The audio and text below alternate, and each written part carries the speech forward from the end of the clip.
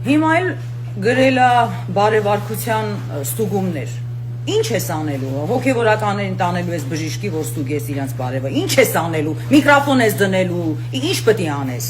Ասենք ձեր գիրքը կարդալուց Նիկոլ Փաշինյան, ես հասկացա, որ դուք բավականին շատ պիղծ մտքեր ունեք։ Այդ գիրքը չի կարա քրիստոնյա հավատացյալը գրեր։ Ես կարդացել եմ ձեր գիրքը, հասկանում եք, այդ ձեր մտքերն էին այնտեղ տարբեր տեսակի պորնոգրաֆիա կար այդ գրքի մեջ։ Ասենք հիմա դուք եկել եք, դուք չունեք իրավունք խոսեք բարոյականությունից, հասկանում եք։ Ես ինքս էլ մեղավոր մարդ եմ։ Դրա համար գնացի, սկսեցի ինքս ինձանից, գնացի, եկեղեցի, ապաշխարեցի եւ ամեն օր եմ ապաշխարում, որտեղ ես մեղավոր մարդ եմ, ես դա ընդունել եմ։ Բայց դուք ով եք, որ հիմա նման որոշումներ եք կայացրել։ Ես գիտեմ, որ դուք սա անում եք ուղղակի տես ինչ որ որոշ մարդկանց ներվայնացնելու համար, բայց այն որ ձեզանից սկսեք։ Մեկ էլ այն մարդիկ, ովքեր համաձայն են իր հետ, դուք էլ ձեզանից սկսեք։ Մի հատ գնացեք պատարակի, հա։